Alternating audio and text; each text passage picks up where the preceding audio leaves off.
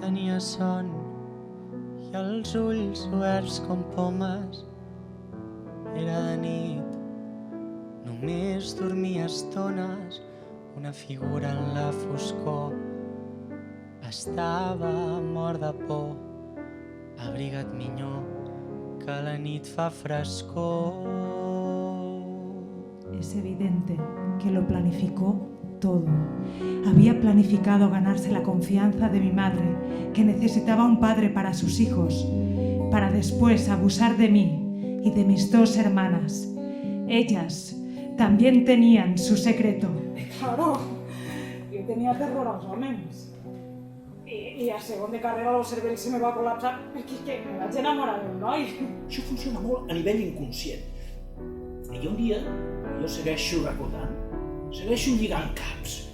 I dius, cony, comença a pensar en lògica. Aquests malsons poden ser malsons. I aquestes tendències sexuals, això no pot ser. Vull dir, ningú no ha nascut desitjant deixar-se cascar i humiliar. I dius, pensa en simplicitat. Aquestes cuixes fofes que t'estan obligant a fer aquestes porcades... La meva àvia ho sabia, collons, hòstia! Pero lo que en realidad hizo fue inocularme el virus del no te mereces nada. Y cuando empezó a contarme eso, la primera cosa que me vino a la cabeza es saber quién era. Y le pregunté, ¿y quién ha sido?